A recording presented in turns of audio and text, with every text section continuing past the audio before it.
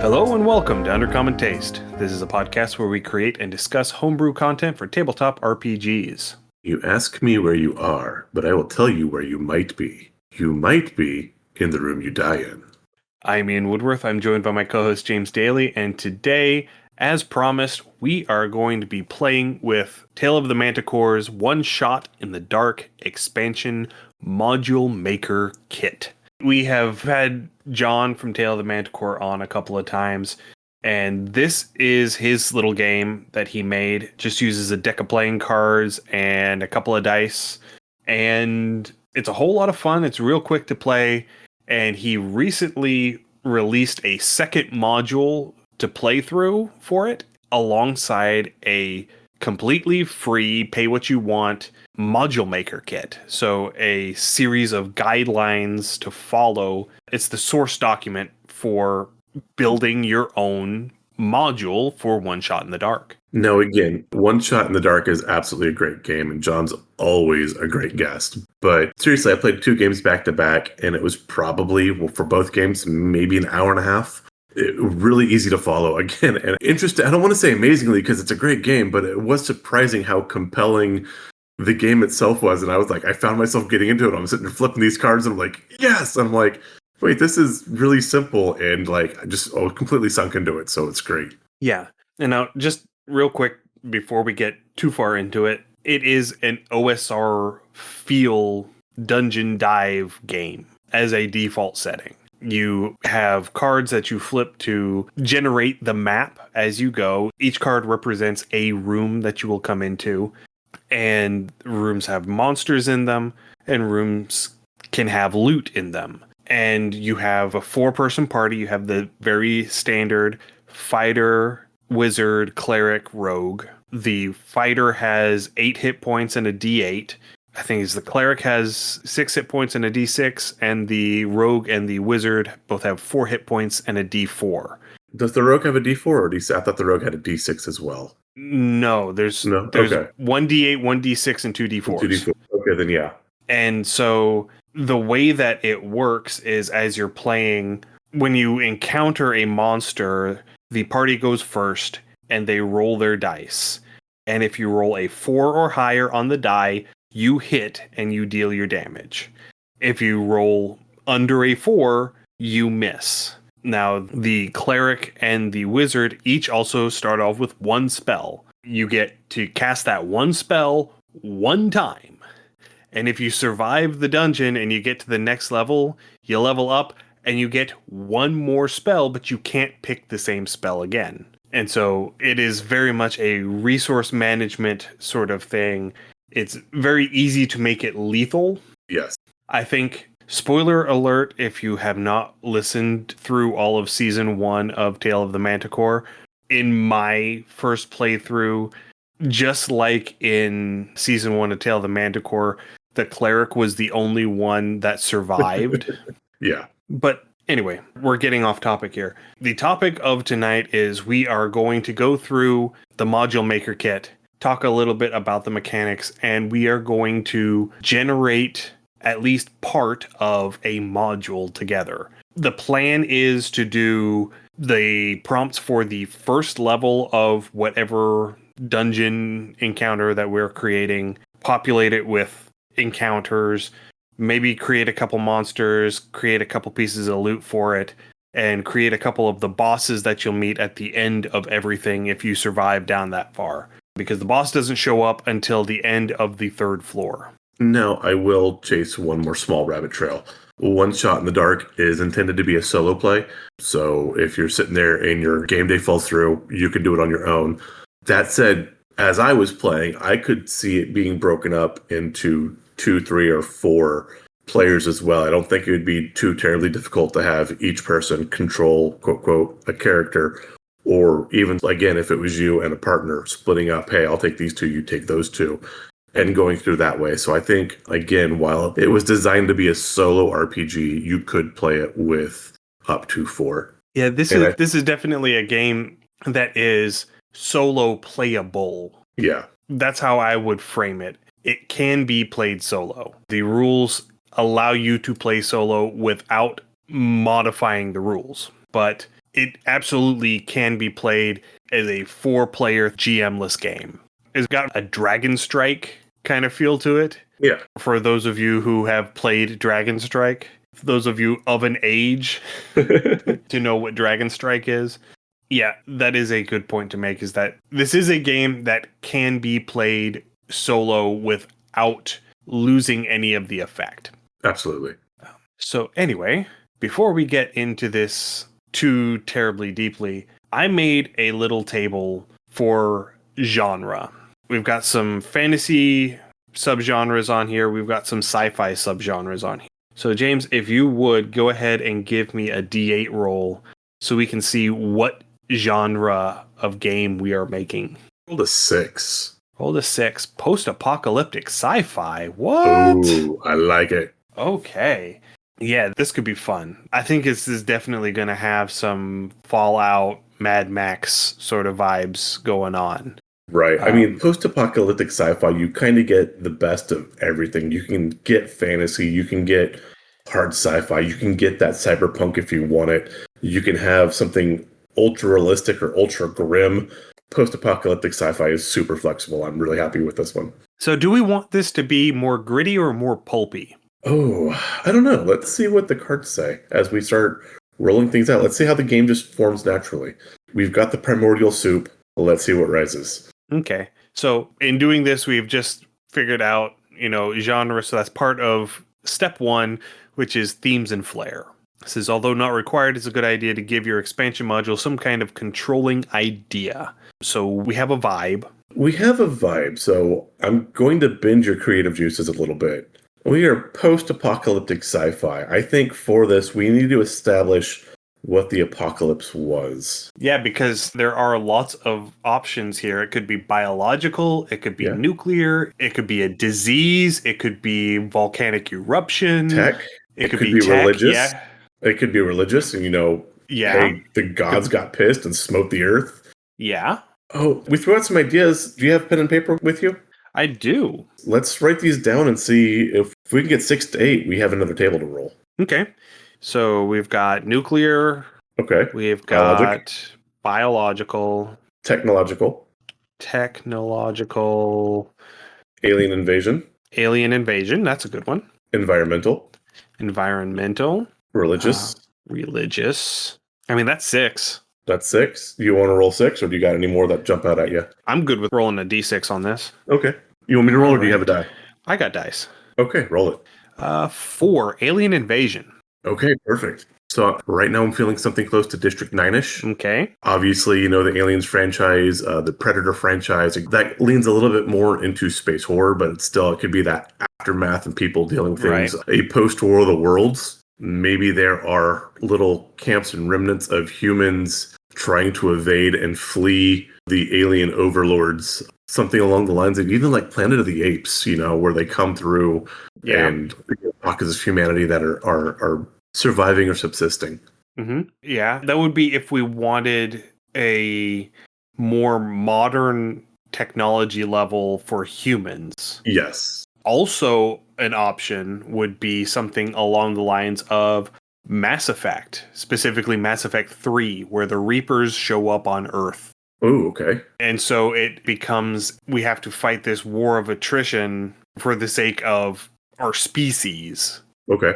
I don't know as if I really want to go that far. I don't know that I want a game that is that far future. Okay. But it is an option. It is an option. Something also like Battlestar Galactica. And again, that's still fairly futuristic, but again, they are going through. And that is a similar vibe.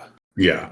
I think something a little more along the lines of a District 9 kind of thing would be good. So we're keeping it somewhat modern, not super modern, but somewhat modern. Yeah. Okay. Now, again, the flip with District 9 was the aliens had landed on Earth and they were living in basically slums/internment camps. But we can flip that super easy. And so, again, you'd have like that. That's where they were at the beginning of the movie. True, yeah. Spoiler alert for District 9. It inverts by the end of the movie. It does. It definitely does. Because the alien ships end up leaving and then they come back with all of the aliens and Yeah. subjugate humanity. So that could be something. Again, we have to decide, do we want it to be serious or do we want it to be pulpy? Oh, Do we want like the weird science coming in on this? Do we want this to be a serious piece of cinema or do we want this to play on Sci-Fi Saturday? it's post-apocalyptic sci-fi. This almost needs to play on. It needs a good blend. It really does. I think a Fallout feel for this one, where you have a lot of grim and you have those moments of just like WTF humor. It was what is it? The Wasteland Wilderness or Weird Wasteland. Weird Wastelands for New Vegas. I think Yeah. is a good It feel was a on this Wild one. Wasteland. Wild I think Wasteland. Wild Wasteland. Yeah. Yeah. It is the best perk to take. It really is. Just because. Yeah. All right. So we've got our vibe going. So next up, we need a location for our dungeon to be in. Okay. And by picking a location, we can flesh out what it is and why we're here. So there's a game that I found when I was looking through all of my games from the Solo But Not Alone 5 bundle, a game called Wanderer the Shrouded Realm. And they have some tables near the end. It's an OSR style game, but a lot of it is generated as you play using playing cards. And so I've got a locations table here in the back of the book, and I'm thinking pulling a card from this deck of playing cards to figure out what our location is going to be. Pick a card, any card. All right, so the card that I picked, interesting, is the King of Diamonds. Ooh, okay. So the King of Diamonds, according to this table, is a Shadows outpost. I guess the Shadows are a faction.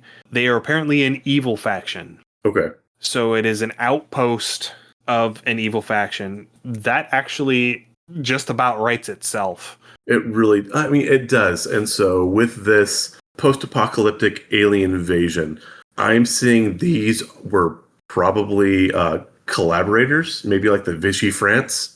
And so this would have like a blend of human and alien tech and settings. The other could just be, it could be flat alien or it could be evil human.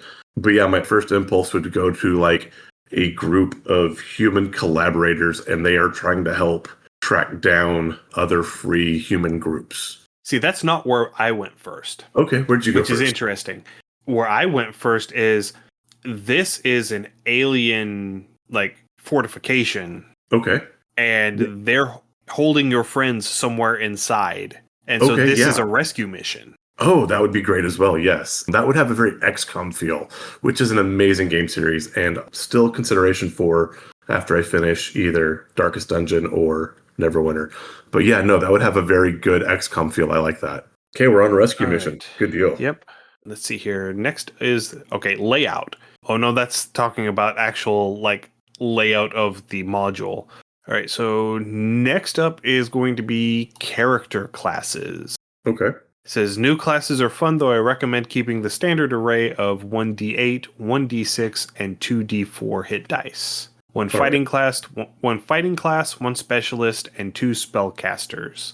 So I'm thinking you're going to have the muscle. Yeah. That's going to be your d8. Your d8 is going to be some sort of combat class. Absolutely. You're going to have your medic. That'll be your cleric. Yeah, I think we're going to leave that as the d6. Okay. That leaves... go ahead. And then we have 2 d4s. I'm thinking we're going to have... like your scrounger / tunnel rat? Right. Trying to think of verbiage. We're going to need like a sapper?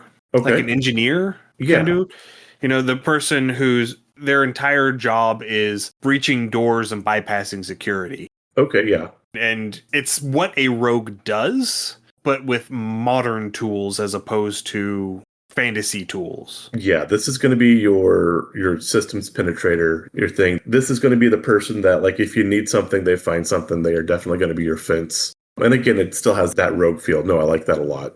And then you're going to have, like, the tech dude. Yeah, the tech guy. Person. Yeah. Tech bro. Yeah. So, like, still trying to sell crypto. the person whose job it is to, like, hack the security feed, and maybe they have a drone that can do stuff. I would go with post-apocalyptic alien sci-fi. This would be the guy that might maybe have scrounged and repurposed a piece of two of alien tech and knows how to use it. Yeah. So we're just going to call him Tech Guy for now. Yeah. Because we're going to have to, at some point, name these characters. well, we're going to have to build spell tables or skill tables for the medic and the tech guy. Yeah. Which I think we can probably get pretty close with just reskinning the abilities that the cleric and the wizard get in the base One Shot in the Dark game.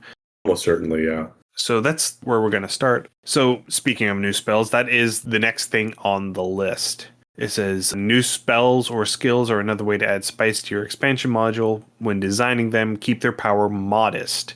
AoE spells should typically not do more than 2 points of damage to each enemy. No save spells should do no more than 1 to 6. If you wish to include more powerful spells, they should have limitations, such as allowing the target a saving throw, or making the spell only useful against certain monster types that might never be encountered. Okay. So, scrolling in here on the actual One Shot in the Dark. So, there's 5 spells on the cleric list and 6 spells on the wizard list. Okay. Let me pull up that cleric spell list here. All right, so the first one... Yeah, the first for the cleric is a simple heal. Yeah. Add 4 HP up to any one character's current total. Yeah, we'll probably... Call that medkit. We'll just rebrand that as first aid. Yeah. Next one, Bless. Get +1 on all attack and damage rolls for all characters for 1 round of combat. Call that one Red Bull. Dude's packing some energy drinks. I was just going to call it Stims. Yeah, Stims. That works. See here. Banish. Destroy 1 undead enemy other than a boss by the power of faith. See here. With this, again, coming in the alien sci-fi, are the aliens biological, cybernetic, both? Because we could totally make that a destroy or... I think they need to at least be part biological. Okay.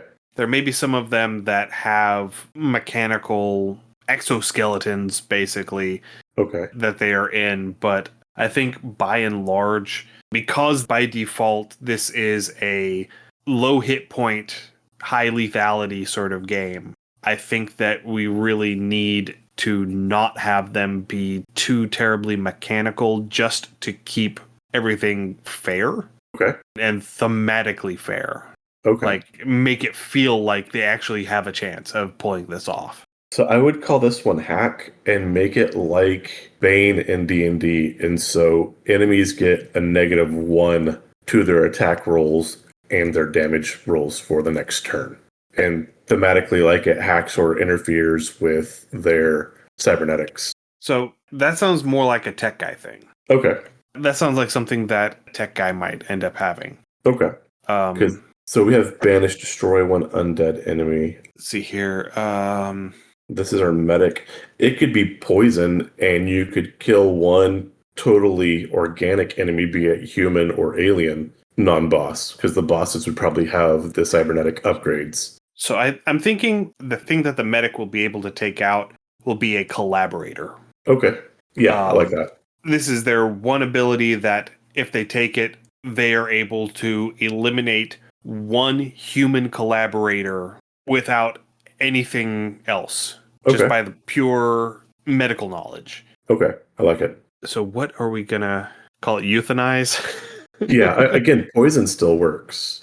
And maybe the dude has a poison dart or something he can huck. He, she, they. Yeah. Next one is Holy Weapon. So the cleric deals double damage for 1 battle. So the first thing I think of is the norepinephrine pills, the adrenaline pills. Okay. Yeah. Yeah, adrenaline pill. Yeah, call it adrenaline pill or adrenaline rush. We'll just call it adrenaline, just to simplify things. And then the last one is Divine Aid. All damage sustained is cut in half, rounded down for 1 round of combat. So with that, I would call that one first aid, and I would call our first one something more significant, like battlefield medicine, or we could flip the two, just call this one combat medicine. I'd just call this one take cover. Okay, yeah, take cover, that works. Yeah. Now, is there something that a medic would have, something that a support class would have that isn't on this list? I'm just trying to think Think of a sixth thing thing. so that we have the same number of medic and tech guy Nice. abilities. Again, you're going to kind of give people a push. We've got a point to eliminate. How did we do the? Let me see here. We did the one. Let's see here. All attack and damage rolls for all characters. That, what do we call that? Bless. We called that one. Stims. Yeah, because I'm thinking like, you have the Marines, and like the one thing is like if you messed with their medic, they all just like went nuts because you don't mess with their medic. So yeah, don't touch the medic. So we kind of have that one. I mean, So this is something that could be useful. Call it defib. okay. And when you use it, you roll a d4, and on a 4, you bring a downed player. Yeah, you bring a down player back to 1 hit point. That's perfect. Yeah, I was thinking almost the exact same thing. Well done. Yeah. Okay, I like it. Because it probably not going to work. You have a 75% chance of it not working at all, but that 25% chance. And actually, you know what? Go ahead and give them a full 4 hit points. Think so? Yeah, if there's a 25% chance of this thing working and a 75% chance of you completely wasting the one spell that you got. Yeah. It needs to have a good reward, or otherwise no one's going to take it. Yeah. No, I like that. Okay. All right. And then the tech guy, the first one is Blast. Deal 1d6 damage with no attack roll needed. That's like laser gun. Yeah. Or grenade. I like grenade. Boomstick. Yes, boomstick. It's perfect. I love it. Well, that's not tech guy. That doesn't feel tech guy, though. That feels... It could be if it's like an actual like boomstick. Maybe it's something like a flashbang or something like that. Or, I mean... Potentially. We're trying to keep it campy, so I mean, we could just have a picture. It's like an alien grenade or something that they figured a way out to overcharge. And we'll call it boomstick for now. Okay. And they overcharge a battery capacitor or something, and it just... Okay. And that kind of gives it a little camp, too. See, next is Knock. Bypass 1 barrier or trap, no roll needed. This is just hack. Yeah. Yeah. Next is Mass Invisibility. Avoid any combat except a boss. I would call this cloak or camouflage. I think cloak works. Okay. Cloak feels better, and it's more succinct. Yeah. All right. Next is Enthrall. Enemy must save or join the party as a faithful ally until dead or the level is completed. Does not work on a boss or undead. So I would say this is going to be... I'm kind of getting that whole power of charisma. You get your whole like Jack Black feel going, and you convince a person to switch sides for a bit. Either like subvert? Yeah, subvert would be great. So either you can convince an alien to defect or a collaborator to switch sides again. I think if we are using collaborator in place of undead in the euthanize ability on the cleric, I think we need to keep collaborator uniform throughout. Okay. And so I would say that this ability will only work on an alien. Okay.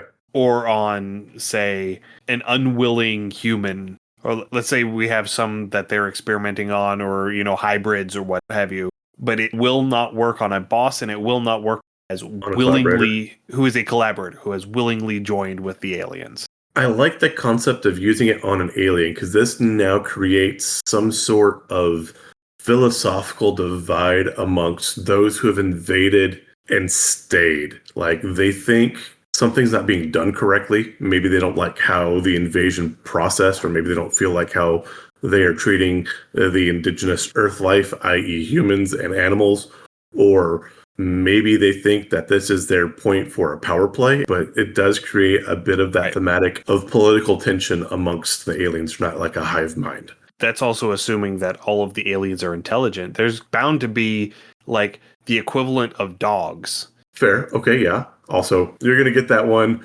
drunk alien that's on guard duty that doesn't want to be there, and it's like the equivalent of the private that's been demoted 12 times because they just can't get their shit together. Like they barely made it on the ship. All right, next up is Poison Cloud. Automatically inflict 2 points of damage to every enemy. I like this. I would call this bug bomb. You know those bug bomb cams you can get to like fumigate your house? I like that, yeah. Maybe for whatever reason, those are really effective on the aliens. And I mean, they're not great for people, too. So you just Well, I tuck mean, one of those in. yeah, but this is assuming that, I mean, if they've been here long enough to have established an outpost and have captured your friends, that you have to do a rescue mission, that suggests that the battle lines have been drawn for at least a substantial enough amount of time that these sort of biological weaknesses have been discovered.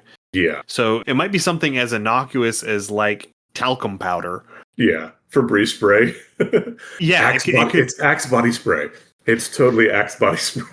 It's it's Selsun Blue. Yeah. What movie was that? I don't know that one. There was one where there was an alien invasion, and I can't remember if it was Selsun Blue or Head and Shoulders. It was a type of shampoo, and there was something in the shampoo that they reacted to, and that was what was able to defeat the aliens. That sounds like Killer Clowns from Outer Space, but I don't think it is. It was from the 80s, I think. Again, that could, let's see here. So anyway, we're getting off topic again. Rabbit trails. And then the last one is lightning. So on a successful attack roll, so a 4 on a d4, instantly kills any enemy, including a boss. Ooh, so that's an arc charge. And again, you could have some sort of like electric Gauss gun or something like that. We just call it railgun. Yeah, railgun works. Because that sounds like something that a tech guy would have. Yeah, you know, the BFG from Dune.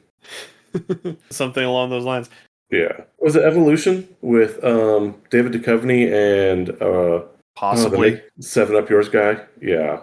It's been a hot minute, and I've only ever seen clips from it. I've never actually watched the movie itself. Editing room Ian here. It was, in fact, the 2001 film Evolution with David Duchovny and Julianne Moore. And the shampoo in question was Head and Shoulders. So yeah, I think we got a good spell list going. Yep, so we've got our spell list, we've got our classes. These next ones, we're going to just read through them and then double back to them when we get to it. So next up is loot. So I probably should have mentioned this near the beginning. Whenever you're playing One Shot in the Dark, you have a deck of playing cards that you have divided out into 4 decks of 13 cards, with each suit being its own deck. You have a loot deck, which is your clubs. You have the maps deck, which is the hearts. You have the monsters deck, which is the diamonds. And you have the bosses deck, which is the spades. And until you get to the boss at the bottom of the dungeon, you're not going to touch the spades. You're only going to be playing primarily with hearts, which is the map tiles. That's how you generate the map as you go. But you're going to use the diamonds for any time you come across a monster to generate which monster it is, and then clubs anytime you come across loot to determine what the loot is. And so it just gives general advice for loot is as with spells, keep things modest. The traditional add a bonus kind of loot works well. Alternatively, loot can provide remedies to negative conditions caused by special monster types. For example, one loot type might be a good quality weapon to replace any that have been rusted by corrosive monsters. The third approach to loot is to make something that mimics spells, so like potions or scrolls. If you use actual treasure, coins, or gems, then that treasure should be useful in some way, such as to bypass greedy monsters. And then with maps, you have a standard array of how many of each type of encounter you put into the deck for one level. So we're going to be building a level 1. So we're going to have 2 that have no encounter that are flavor text only. We're going to have 3 to 4 draw a monster tiles. We're going to have 2 draw loot tiles. We're going to have 1 to 2 special negative tiles, 3 expert save or penalty tiles. So like a trap chest. If the thief is alive, save to avoid taking 1 to 6 points of damage. So that would be if your engineer is alive, they get to roll a save, and if they succeed, you avoid taking damage. Then 2 that are special positives. The example is a fairy ring, take +1 on your next roll. And then the ace is always the exit to the next level. So there are rules that if you draw the ace within, I think, the first 4 or 5 cards, you shuffle it back in so that each level does not end too quickly. because you don't want to go straight from level 1 into level 2 without actually facing anything in level 1. There is, with this, one trap that I think we need to do as a penalty. And I think as we make these up, well, I'll bring this up. I think you'll be agreeable to it. Okay. So I think basically what we can do is follow the template of what the first level cards for actual one shot in the dark. Yeah. Follow what they have. And then I picked up a copy of Mythic Game Master Emulator so that we can roll some prompts on this to figure out how we want to change them so that we don't have just a basic one-to-one transition. We'll keep the gist of each card the same, but change the flavor of it. Okay. I like that. All right. For the first level, the 2 of hearts, we've got a T-junction tunnel. So that's going to be one of our flavor nothing happens tiles. Did you hear something? Right. I'd call it flip a coin. You got to pick which way you want to go. So next up, this one is also going to be a flavor one because it doesn't actually impact the players. It says Cave of Bats, 3 exits. There are thousands of the harmless little buggers in here. And I think this is where we are going to do our first mythic roll. Okay. So do you want to do the action or the subject on this one? And then we'll just bounce back and forth. I'll do the action. All right, so you go ahead and go first. Okay. D100. So here, D100. I'm rocking an 86. 86, Passion. Oh my. And then for my subject, 9, which is Evil. Evil Passion. Ooh. Evil Passion. So I think this is going to be, they're coming across an empty lab. Okay. Or like propaganda posters trying to convince people to join and become collaborators. Potentially. It's either that or like evidence of the sort of weird, macabre. Yes. Yeah. Okay. I like that. Yeah. Experiments that they're doing. Yeah. Okay. Because I brought up the possibility of having like hybrids. Yeah. In here. So like humans that they're grafting things onto. Okay. Yeah. So they're just like in a stasis tank, or they're like in. If you've watched tanks. Yeah. Yeah. You got those tanks, or like if you've seen Star Trek, you've got the Borg, and they're just like in those alcoves, but they're not moving. They're just kind of like lurched in there. Yeah, kind of like the Draugr in Skyrim. Yeah. Okay. So next one is 4. This is Slender Twisting Tunnel, 1 exit. Suck in that gut and squeeze through. So this is going to be another flavor one. So I'm going to roll the action on this one, and you go ahead and roll the subject. The action I have is 17, Antagonize. 96. 96, The Public. Antagonize the public. Ooh, I like that. Again, I've got that XCOM feel where you've got them where they're broadcasting out. Either like propaganda, like come join us, or fighting us is futile, or we're going to eradicate you, so there's no point in resisting. I'm going to put this as climbing across the scaffolding behind the PA system. Okay. So like the vibe check on this particular one is that you're having to squeeze through behind the loudspeakers that are broadcasting this propaganda. Okay. I like it. And while you might really want to turn it off, if you turn it off, they're going to notice that you're here, and the whole point of this is to avoid detection. And so that's going to have to wait until later. Okay, yeah, I like that. I like that a lot. So loudspeakers. All right, number 5. This is their first encounter one. Creature lair / dwelling. 2 exits. Monster. If you are victorious, draw loot. Okay. You want to go ahead and roll the action, and I'll roll the subject, and we will determine what sort of creature living space, what sort of domicile this is. Hold on real quick. 15. 15, Gratify, and then 58, Stalemate. Gratify, Stalemate. This is like their pub. This is like kind of like you go in and this is like their break room or their pub. They go there to kind of de-stress at the end of the day, because I'm sure aliens have stress at the end of their day like people. And so like you catch the dude, the alien, the person, the monster, whatever, in the break room basically. Okay. That could work. I'm thinking something. You know what? Um, We wanted to camp, right? We wanted to make a little bit of campy. You catch them in the bathroom. Potentially. So what? Oh, geez. That's a hard one to mesh. Yeah, gratify stalemate. I'm thinking maybe it's almost like it's reminding me of that episode in season 4 of Battlestar Galactica where they break out the boxing ring and everyone settles their grudges before that last big campaign. Okay. And maybe it's something like that they've got set up where maybe, see, I don't want to be too prescriptive on it because we are going to be flipping a card to figure out what the monsters are. And it needs to be something that can be used in all cases. So instead of doing a pure 1-to-1, let's do like a 0.99 to 1. Because this gratify and stalemate, perhaps if the party has come across some sort of gold or tech or loot previous, they can offer some of that loot and the alien will let them go, or the monster will let them go, be an alien or collaborator or whatever. You gratify them, it's a stalemate because they'll just leave it even and pretend they didn't see you. Okay. Yeah, I like that. And so it can be you flip a monster. If you win, you get loot. If you have loot, you can use it to avoid the encounter. Yeah.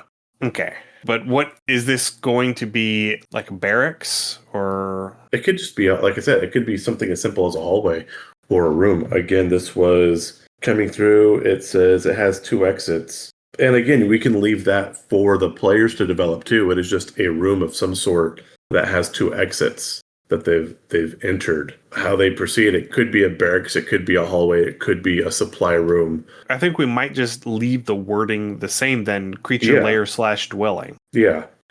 All right, next up is dead end. So a cave-in has collapsed this tunnel, go back.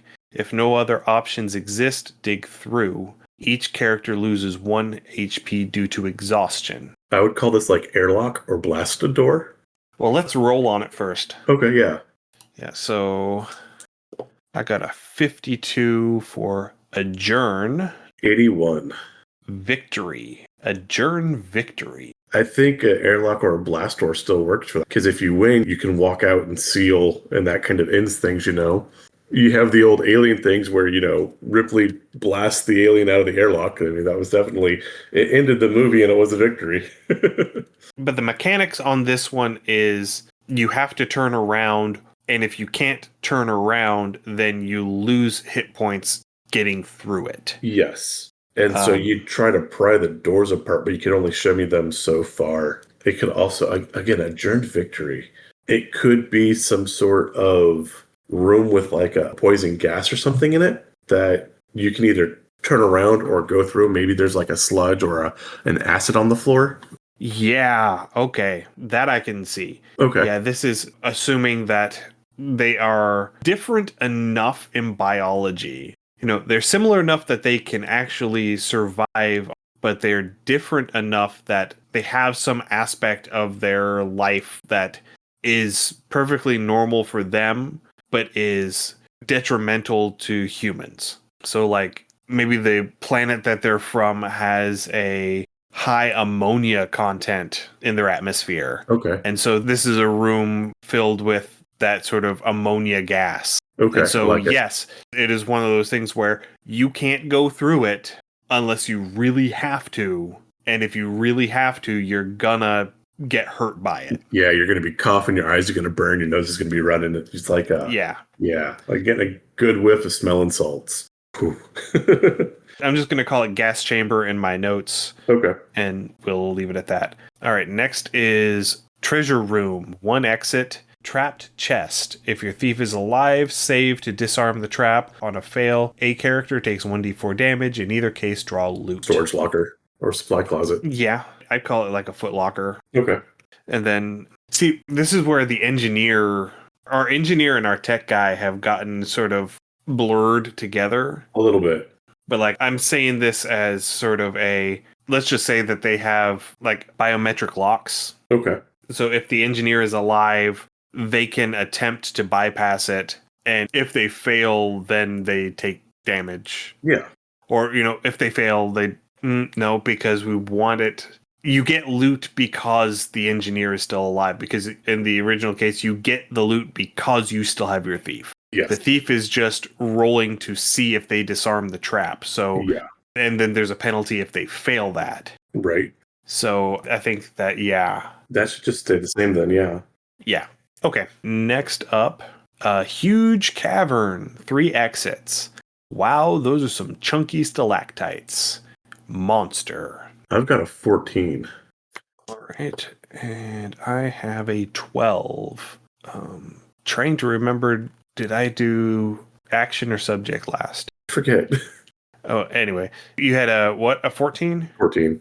All right. So it's either going to be increase peace or abandon opposition, depending on which one of us we're doing. Huge room. Huge room with monsters in it. Abandoned opposition.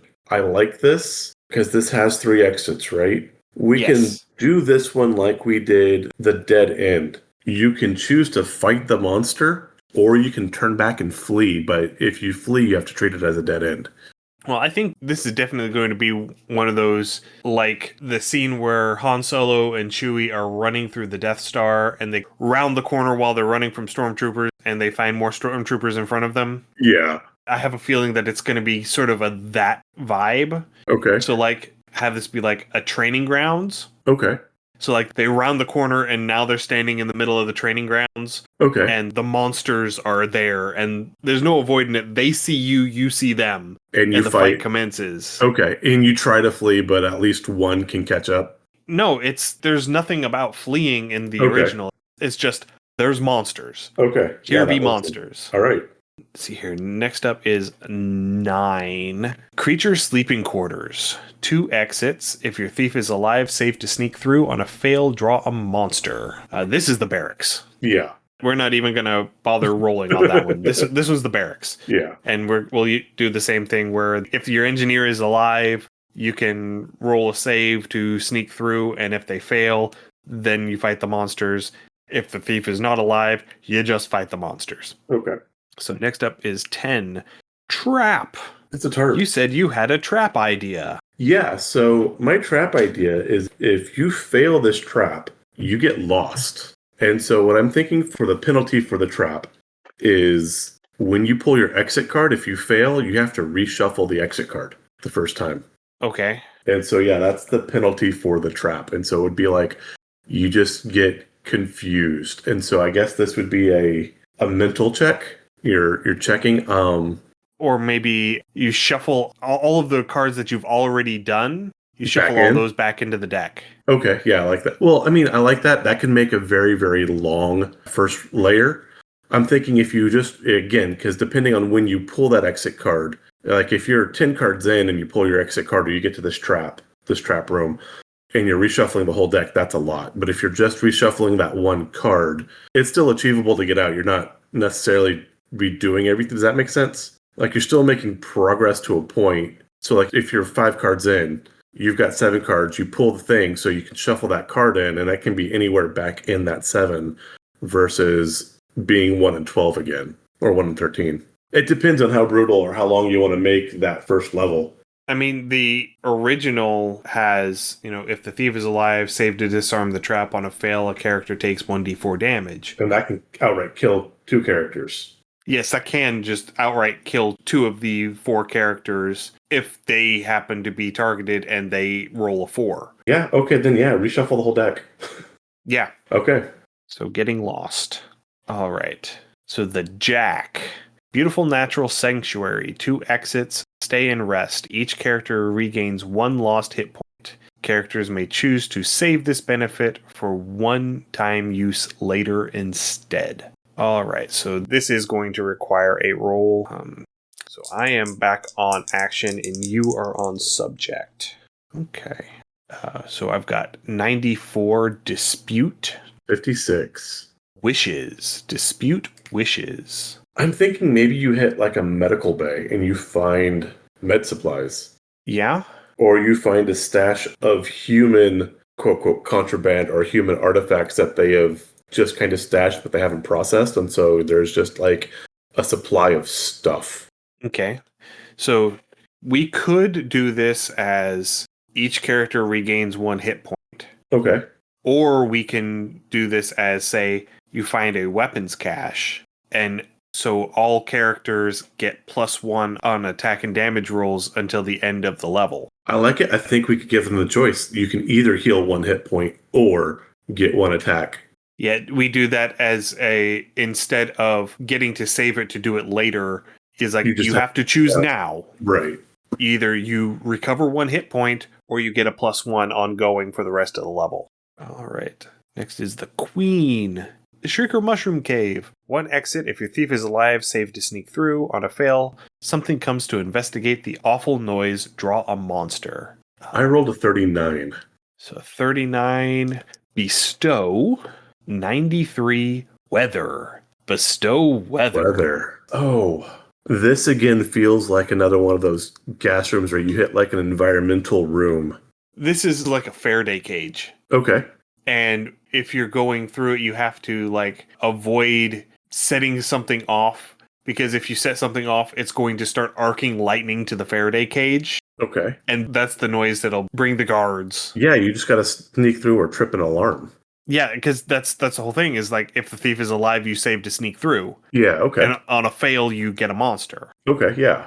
All right. The last one that we have to worry about is King. Prison. 1 exit. Rescue a prisoner to A. Replace a dead party member, same class. Or B. Take information that allows characters to skip the next monster. I think that's pretty good. We do that 1 for 1, yeah. Yeah. Especially since we're on here on a rescue mission, so you find your first target. Yeah, this is going to be someone who is not one of the people that you're coming in for, but they're still a prisoner and you're still going to break them out. Sorry, Mario, your princess is in another castle. And then, the last one is the ace, stairs to level 2. If drawn in the first 6 cards, replace the ace into the hearts deck, reshuffle the remaining cards and draw again. Otherwise, start a fresh map, level up, and begin dungeon level 2. All right, so we have all of our prompts for level 1. I think we need to come up with like 2 or 3 options for the bosses that we're going to be meeting at the end of this. Okay. So what I'm going to do is I still have this deck of playing cards in front of me, and I'm just going to flip a card off the top to see what I get, and we're going to base the boss monster that we get off of what it comes up. Okay. So the Queen, Spider Demoness, 13 hit points, D8 damage. A special ability is Web. 1 character is immobilized and cannot take an action during each round of combat. So that is something that they get to do in addition to their normal attack. So I like this. I would go something like Matriarch, and maybe she does a psychic attack. Do we want to roll on it? Oh, yeah, we can roll on it. All right. 56 wishes. Wait, no, I'm up on top again. Usurp.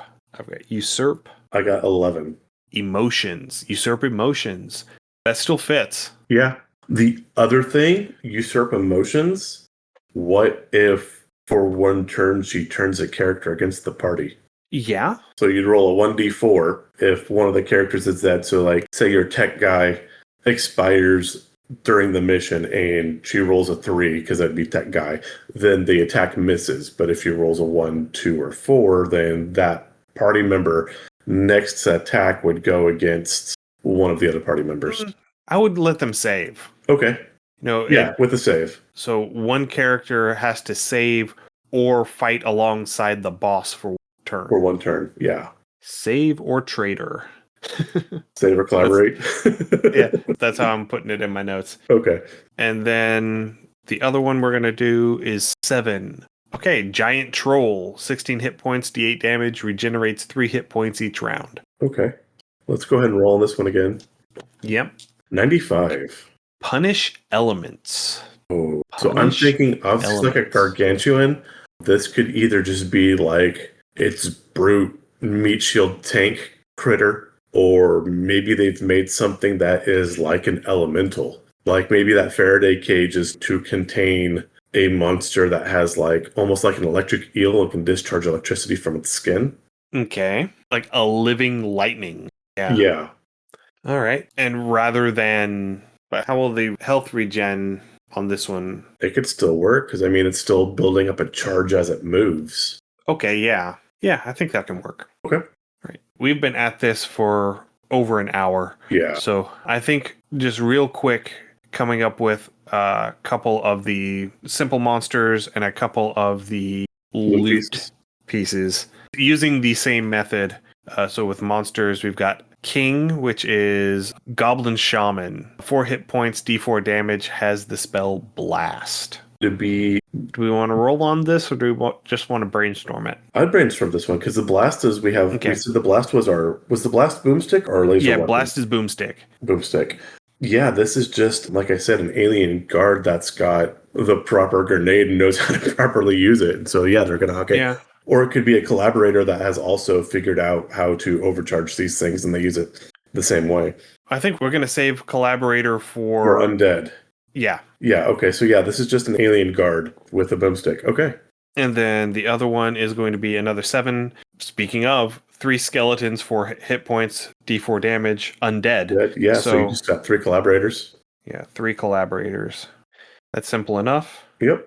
And then on the loot tables, 6 Scroll of Blast. We find a boomstick. Exactly. That was easy. Boom stick. And that's good because that becomes something that anybody can use, not just the tech guy. Right. And then the other one is, 7 is a lucky charm, +1 to all saving throws for the rest of Game. Yeah, I would make that like maybe energy shield Well, it's for saving throws. It's not for. for damage. Yeah, it's not for attack rolls. It's not. Oh, So it's going to have to be something that. maybe something like I'm kind of picturing like the Batman suit where it's not quite body armor, but you know, it has some resistance. It helps them move quieter. So like body armor or maybe like I can't this you know Like, I'm thinking more along the lines because we are sci-fi. Something like a HUD, like a heads-up display. okay, yeah, HUD would work, yeah. Being forewarned is being forewarned. I like it. Yeah, it allows you to more accurately assess the environment. Yeah. So you're just more aware, Yeah. which makes it easier for you to resist anything that would require saving. Yeah, I like that. Okay. Yeah. So there we are. We have started in on this. I don't know how far this is going to edit down because we did have a few areas where we were hemming and hawing that are going to get cut out and shrunk down. But at this point, we've almost been going an hour and a half Yeah. in real time. So I think that is all that we're going to do tonight. Yeah, but I mean, with this far, we've gotten our complete first layer basically set up. We're pretty close. As you saw, the monsters is another 13 and not terribly difficult to fill in. Same with the loot. And once you get those going, I mean, you can spend an hour or two just filling out an entire module that will replay multiple times. That is one really good thing about One Shot in the Dark is I have found it extremely replayable.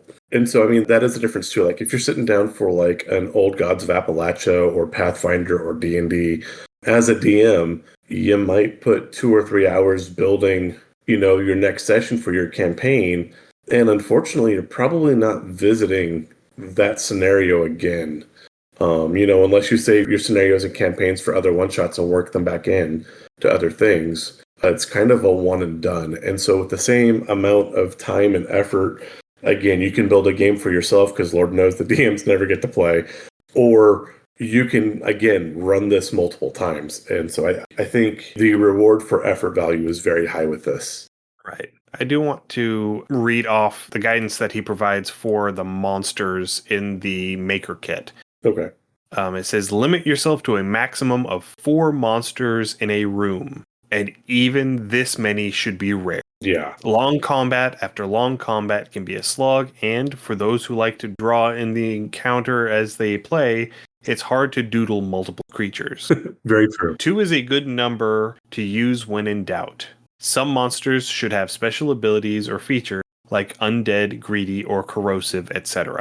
And the table that he has here for level 1 suggests 10 to 12 total monster hit points per encounter, with approximately 7 monsters with special abilities per level. Okay. So basically half of the monsters have some special ability. They're not just a generic monster, a generic sack of hit points that can punch you. And then, 10 to 12 hit points total per encounter. Right. So yeah, that is one thing I definitely found with One Shot in the Dark. With my first playthrough, went through and I got the quote quote Cave of Bats with like my second pool of the game, and I had the bats attacked. Or it wasn't Cave of Bats, it was something else, but I had like 4 bats. But they almost dropped, like they dropped my warrior, which was my big meat shield, down to 1 hit point, and so he was almost dead by like the second or third. Your party's hit points diminish very quickly when you come into combat. And so if you throw a ton of combat at your characters, they will have a hard time getting through. You have to think too, I mean, statistically, your tech guy and your engineer both only have a 25% chance to hit. So they're missing most of their attack rolls. And they only have 4 HP. So if they get hit, they are very, very squishy. And then, the medic has 6. So they have a 50-50 chance of hitting. Right. Because it is a 4 and higher hits. Yeah. I can't remember how actually dealing damage works. Do you just rolled your hit die? Yeah. Is it the same roll? I re-rolled. Okay. Yeah. Oh yeah. When an attack roll succeeds, roll that die again to calculate damage. Okay.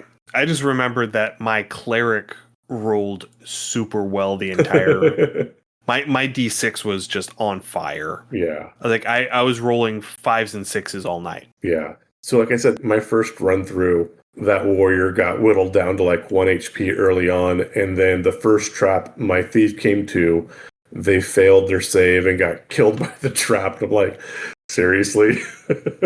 Yeah, so in my game, everyone survived the first level, and then in the second level, I got the green slime attack. Oh, you were happy with that? Not really, because slimes. Take D6 damage, 1 character only with no save. It was my rogue that got hit with it, and I rolled a 6 because my D6 was on fire all night. And so, yes, he went from full health to dead. Bye, rogue. Yeah, and I remember in the last one, there's one, the Jack. If a character has died, their ghost floats through the wall. Okay. On a successful saving throw, the spirit blesses the party, +3 to next roll. If unsuccessful, the spirit blames the party for their death and curses them, -3 to the next roll. I can't remember if they succeeded or not, but I do remember that happened in the room immediately before the boss. I think they failed their saving throw, and so they went into the boss with a -3? With a -3 on their first roll. Oh, God, that sucks. Yeah. And like I had the encounter immediately beforehand. Let's see here, which one did I come across? The vampire. Ooh, okay. But my wizard had the enthrall spell. Okay. And I'm like, I'm just going to go for it because it doesn't work on a boss. Right. And so you have to use it? I have to use it. And I succeeded. Yoink. So I went into the boss fight with an enthralled vampire. Nice. But the boss that I rolled was the succubus. Oh. Who has enthrall. And I rolled for it randomly, and she happened to roll it on the vampire, and the vampire failed their saving throw again. So now I'm fighting the succubus and the vampire. I'm sure there's like a litany of inappropriate succubus and vampire jokes, and I will leave those alone for now. So anyway, we're rambling on now. Yeah. But yeah, so that is us playing with the One Shot in the Dark module maker kit. I think it's great. I really like it. It does work best whenever you have either the original One Shot in the Dark, the One Shot in the Dark expansion to use as a reference tool so that you can pull from one while you're building the other. Yeah. But it is helpful. It does provide framework. It provides layout assistance, some layout guidelines for ideas to make it look in the same format. He includes which fonts he uses and such. And for a free toolkit, this is great. It's amazing. And even if you're going to go and you're going to buckle down and you're going to splurge on One Shot in the Dark, it's like, what, $1.50? Yeah, I think it's $1.50 for the game, and then the expansion is $1. Yeah, you can't buy a soda or a candy bar for that much anymore. He really is giving it away for pennies, quite literally. And again, the amount of replay value out of it is amazing. It's absolutely worth the cost. So thank you, everyone, for listening tonight. If you have any comments, suggestions, or ideas, or if you make a one-shot in the dark module and you want to share it with, send us an email, undercommontaste@gmail.com, or better yet, come join us on our Discord server and show it off to everybody in the server. Yeah, that'd be great. You can find a link to our Discord along with links to our other social media through our website, undercommontaste.com. You can also find us on Patreon, patreon.com/undercommontaste. And you can find our products on our itch store at undercommontaste.itch.io. If this is your first time listening, we're very happy you found us. You can find our other podcasts where we talk about world building and character development and game systems. Just search Under Common Taste on your podcatcher of choice and you'll find us there. You can also join me on Tuesdays and Thursdays at twitch.tv/undercommontaste. On Tuesdays, I am playing through Darkest Dungeon. We are approaching the end still. It is a bit of a grind. And We're then approaching the end again? Yes. And then on Thursdays, I am playing Neverwinter Nights. Stay safe, everyone. I think we'll be back in 2 weeks with another Dragon episode. We've been having a lot of fun doing our Dragon episodes. Yeah, we have. I'm not sure which Dragon episode we're going to be doing, but we'll be doing another Dragon episode here in 2 weeks. So stay safe, and we will see you then. Happy gaming. Thanks for joining us for another episode of Under Common Taste. Our theme song is Massacre Anne, written and performed by Mary Kroll and used with permission. You can find Mary online at marykroll.bandcamp.com or on Patreon at patreon.com/Dr. Mary C. Kroll. Our logo is by David Sutherland. You can find more of David's work on deviantart.com/David Sutherland or on instagram.com/Willex_73. We'll be back in 2 weeks, so stay safe, and we'll see you then.